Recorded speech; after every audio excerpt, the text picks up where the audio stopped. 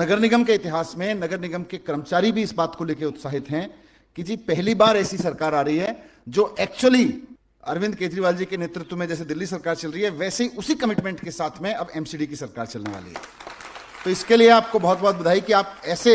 सदन में पहुंचे हैं जहां बहुत गोल्डन पीरियड ये होने वाला है नगर निगम के लिए। बस उसके लिए थोड़ा सा हमें सतर्क और थोड़ी सी मेहनत दोनों चीजें करनी पड़ेंगी। मेहनत आपको पता है कि 2015 से जब से दिल्ली सरकार बनी है, आप लोगों में से अधिकतर लोग जो उस समय से 2012-13 से भी कार्यकर्ता के रूप में काम करते रहे हैं, बहुत सारे लोग जो नवनिर्वाचित होकर आए हैं 15 से करते रहे हैं, उसके बाद भी जिन्होंने ज्वाइन किया वो भी करते रहे हैं। लेकिन अब और मेहनत करने की जरूरत है और बहुत मेहनत करने की जरूरत पड़ेगी, क्योंकि इससे ऑफ कोर्स जो हमारे नगर निगम के प्रॉमिसेस हैं, हमें कूड़ा साफ करना है गलियों से, हमें एमसीडी के जो टूटी फूटी रोड्स हैं वो ठीक करानी है अपने अपने इलाकों में और पूरी दिल्ली में, हमें कूड़े के पहाड़ खत्म करने हैं, ये हमारे प्रॉमिसेस हैं जो हमें करने ही करने, डू एंड डाई है हमारे लिए कि भाई अब कुछ भी हो जाए हमें गलियों से जो स्ट्रे एनिमल्स की समस्या है उसको दूर करना है, हमें प्राइमरी हेल्थ सेंटर्स की सिस्टम ठीक करके मोहल्ला क्लिनिक जैसे मोहल्ला क्लिनिक की तरह फंक्शनल बनाने हैं। लेकिन सबसे बड़ी चीज इन सबको करते हुए इज्जत कमानी है। 4 गलियां साफ कर दी और लोग ये कहने लगे यार बड़ा बेईमान है भाई, ये तो केजरीवाल जी का गलती कर दी केजरीवाल जी ने इसको टिकट देके, ये तो केजरीवाल जी के हिसाब से दूर दूर तक नहीं चलती है चलता। या और भी जो सौरभ ने कई चीजों का जिक्र किया, मतलब मेरा ये कहना है कि एक गली थोड़ी सी 4 कूड़े के पॉलिथीन उसमें पड़े रह जाएं एक बार को चलेगा, लेकिन इज्जत कमाने में कमी रह गई तो दिक्कत है। किस लिए मेहनत की थी, किस लिए टिकट मांगा था, किस लिए चुनाव लड़े थे, किस लिए डोर टू डोर गए थे, किस लिए सभाएं की थी। मतलब ये ड्रीम तो है ही जितने हमने काम प्रॉमिस किए हैं, बट अगर व्यक्तिगत रूप से देखें तो सारी तो लड़ाई इज्जत कमाने की थी ना। अगर 4 लोग पीछे से गाली देने लगे तो कहीं की इज्जत कमाई, 4 लोग मुंह पे आके कह गए कि जी आप देख लो काम नहीं हुए तो कहीं की इज्जत कमाई। तो मेरा रिक्वेस्ट ये है कि अपने हर दिन को इस चीज पे जरूर हम लोग तोलते रहें कि इज्जत कमाई कि नहीं कमाई। और यकीन मानिए अगर यहां बैठे हुए 134 लोग और हमारे 62 सारे मिला के एमएलएज इस सिस्टम को अपना लें कि इज्जत कमानी है, तो आप सोचो कि पार्टी की और सबसे ज्यादा हमारे लीडर की इज्जत कितनी बढ़ेगी पूरी। तो इसको पीछे बैक उस पर नहीं डालना है, बैक सीट पे कुछ चीजें 1-2 हैं कि जैसे आप लोग अब पार्षद बने हैं तो सौरभ ने भी जिक्र किया, मैं चाहूंगा कि अपने अंदर एक पागलपन होना चाहिए। जैसे मैं एमएलए बना पहली बार 2013 में, सर से बाद में बात हुई कि भाई सरकार में रखेंगे हम। उस वक्त तक सरकार, आपको याद होगा 2013 में जब सरकार बनी, विधानसभा चुनाव हुआ था, तो करीब 8-10 दिन तक, मेरे ख्याल से 10-15 दिन तक उहापोह था कि सरकार में तो है नहीं, हम तो विपक्ष में बैठेंगे, ये लोग मिलकर बना लें। तो उस वक्त तो खाली यही था भाई अब तो एमएलए के रूप में काम करना है जितने दिन है। तो उठा के मैं अपने स्कूलों में घूमने चला गया, मेरे को स्कूलों का पागलपन है तो घूमने चला गया मैं। उन्होंने कहा जी कुछ आगे तो बढ़ने दो थोड़ी सी चीजें, मैंने कहा हो गया अब एमएलए हूं मैं इलाके का। पटपड़गंज के स्कूलों में घूमने चला गया मैं, टीचर्स से मिलाया, बच्चों से मिलाया, अफसर को बुला लिया मैंने, वहां के डीडी को, मैंने कहा भाई आ जाए स्कूल देखते हैं। तब तक दूर दूर तक ये नहीं था सरकार बन रही है। तो अपना अपना पागलपन छांट लो। मुझे लगता है 4-5 चीजें जिस पे जनता ने चुना, इनमें से कूड़ा साफ करना, पहाड़ खत्म करना या ये चीजें, तो अपना अपना एक पागलपन छांट लो, उससे काम चलेगा कि भाई मेरा पागलपन क्या है, जिसके बारे में हम सब लोग किसी ऐसी सभा में बैठे तो कह सकें। जैसे मैं बहन प्रीति से मिला, उनको देखता रहा हूं मैं काम करते हुए,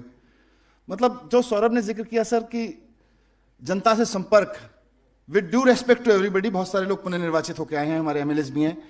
जो स्टाइल उन्होंने डेवलप किया है अपने विधानसभा में, अपने वार्ड में रिक्शा लेके निकल जाती थी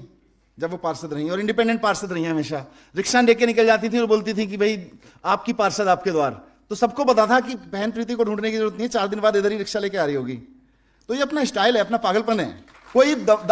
जैसे आप सारे लोग कह सकते हो भाई हमारी पूरी पार्टी एजुकेशन को लेके पागल है, हेल्थ को लेके पागल है, फिर उसमें आप बाद में गिनाते हो जी बजट देती है, स्कूल अच्छे कर दिए, प्राइवेट स्कूलों पे नकेल कस दी, मोहल्ला क्लिनिक बना दिए, अस्पताल में ये कर दिया, फरिश्ते कर, फिर वो उसके वो हैं आगे की चीजें। पर पागलपन हमारा हेल्थ एजुकेशन को लेके है। वैसे हर आदमी का कोई पागलपन होना चाहिए। मुझे तो अपने वार्ड को चमकाना है, या मुझे अपने वार्ड में ये करना है, मुझे अपने वार्ड में ये करना है, ताकि एक दूसरे से मिसाल दी जा सके और उसी से निकल के आएंगी। वो मतलब पार्षदी एक लंबी राजनीतिक कैरियर की शुरुआत है, लेकिन डिलीवरी वहां से हो सकती है हमारे पागलपन से। 1-2 चीजें मैं डराना नहीं चाहता हूं, लेकिन कहना जरूर चाहूंगा सर की परमिशन से कि आप, हमारे लिए सौभाग्य की बात है कि हम आम आदमी पार्टी के पार्षद हैं और केजरीवाल जी के सिपाही हैं, है कि नहीं? लेकिन यही हमारे लिए चुनौती की बात भी है। हम चाहें नहीं चाहें, जैसे हमारे लिए सौभाग्य की बात है, आप कश्मीर से कन्याकुमारी तक देश के किसी भी कोने में टी स्टॉल पे बैठ के भी, किसी में रास्ते में, हाईवे पे, ढाबे पे बैठ के बोलेंगे ना मैं केजरीवाल जी की पार्टी से हूं, तो आपको वो चाय वाला, ढाबे वाला या वहां बैठा कोई आदमी ये जरूर कह देगा, बड़े अच्छे आदमी है यार, उनको इधर होना चाहिए, ऐसा बोलेगा। तो ये हमारे लिए सौभाग्य की बात है, लेकिन ये हमारे लिए चुनौती भी है कि हम केजरीवाल जी की टीम में हैं। केजरीवाल जी की टीम में होने का मतलब है 24 घंटे स्क्रूटनी में होना। केजरीवाल जी की टीम में होने का मतलब है 24 घंटे पूरे देश में, दुनिया में इज्जत मिलना। लेकिन केजरीवाल जी की टीम में होने का मतलब है 24 घंटे बीजेपी और उसकी सब्सिडरी एजेंसियों के स्क्रूटनी में रहना हर वक्त। आप मान के चलो कि हर आदमी जो आपसे कुछ भी लूज टॉक कर रहा है वो आपको रिकॉर्ड कर रहा है। मान के चलो, जैसे मेरे जीवन में एक फंडा है, आप कोई अन्यथा ना ले, मैं मान के चलता हूं, जब भी कोई मेरे से आके इस तरह की बात करता है ना, भाई साहब उसको देख लेना जरा, उसका काम हो जाएगा, तो ऐसे मदद कर सकता है, काम का आदमी है, मैं मान के चल रहा हूं रिकॉर्ड कर रहा होगा। तो आप मान के चलो कि जो आपसे आके बात कर रहा है वो रिकॉर्ड कर रहा होगा, अपना ही क्यों ना हो। अगर इस हद तक आपका यहां एंटीना खड़ा हो गया ना कि रिकॉर्डिंग हो रही होगी, तो आपके अंदर से उद्गार भी अपने आप उसी हिसाब से अपने बैलेंस हो जाएंगे। दूसरा, आप पे 24 घंटे स्क्रूटनी होने वाली है। सीबीआई, जो पुराने पार्षद हैं वो सब जानते हैं, एमएलए जानते हैं, सोमनाथ भाई से लेके और हमारे जितने सारे एमएलए साथी सब बैठे हैं, सब पिछले 7 साल में देख चुके हैं। कुछ नहीं करने पे भी एफआईआर होती है, फर्जी। कुछ नहीं करने पे भी आपके कुछ कुछ वीडियोस आएंगे, अखिलेश हैं, कई और साथियों के साथ भी हुआ, कुछ नहीं हुआ, वहां से कोई महिला आई, सीसीटीवी में दिख रही है और उसने जाके एफआईआर करा दी, जी मेरे साथ बदतमीजी की। तो कुछ नहीं करने पे भी कुछ होगा, एफआईआर होंगी, स्क्रूटनी होगी चारों तरफ से, सीबीआई पीछे पड़ेगी, ईडी पीछे पड़ सकती है। तो पहले से हम ये मान के चलें कि हमें बहुत सावधानी से, सतर्कता से अपना काम करना है।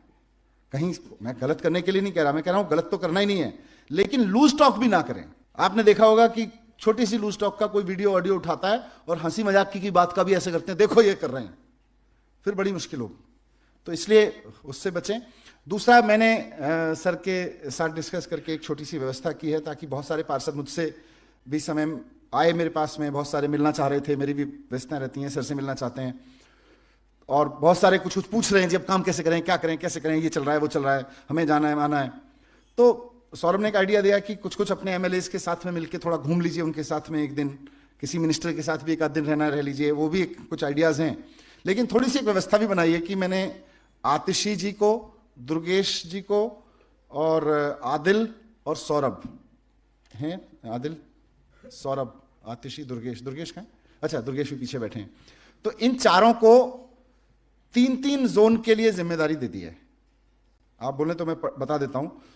जो आपके साथ संपर्क में रहेंगे, आपको कुछ भी इशू आप बात कर लीजिए, क्योंकि होगा क्या ना, मान लीजिए किसी एक आदमी को आप करेंगे, अब 134 साथी हैं अपने, फिर एमएलएज हैं, फिर और भी साथी इसमें इच्छा रखते हैं, तो किसी एक ही व्यक्ति के लिए सब लोगों के फोन उठाना नहीं उठाना बड़ा कम्बरसम है। तो इसलिए मैंने सोचा कि 4 साथियों को अभी जिम्मेदारी देते हैं, ताकि आपकी कोई भी इशू हो, लोकल पे, सेंट्री पे, इस पे, उस पे, काम पे, ट्रेनिंग अभी करवाएंगे तो यही लोग कोऑर्डिनेट कर लेंगे, कुछ और मीटिंग करनी है ये लोग कर लेंगे, कहीं कुछ और आपको कोई चीज शेयर करनी है ये लोग कर लेंगे साथ में, इनके साथ में डायरेक्ट आप टच में रहें। बाकी मैं भी हूं, सर भी हैं, गोपाल जी भी हैं, बाकी सब लोग किससे आप संपर्क करें उससे, उसका उस पर प्रतिबंध नहीं है, लेकिन रूटीन में आप इनके संपर्क में रहेंगे और ये आपके संपर्क में रहेंगे, ताकि कोई भी आपका कुछ इशू हो तो इसका है कि जो सिविल लाइंस, रोहिणी और नजफगढ़ जोन के, हमारे सबको अपना अपना जोन तो पता ही है, तो सबका जोन है। मैं फिर इनसे ही रिक्वेस्ट करूंगा कि आप लोग अपना अपना भेज दीजिएगा कि आपका, इन चारों साथियों से मैंने जोन बता दिए थे इनको कि 3-3 जोन के में जितने जितने पार्षद हैं, तो लगभग 30 से 40 पार्षदों की एक टीम बना के एक आदमी के साथ में लिंक रहेगी, आतिशी, दुर्गेश, सौरभ और आदिल। तो आपसे मैं चारों से रिक्वेस्ट करूंगा कि अपने जोन के, अपने ग्रुप के पार्षदों को आप ही आज मैसेज भेज दीजिएगा कि भाई आपका जोन ये है और मैं आपके साथ संपर्क में रहूंगा, मेरा नंबर है।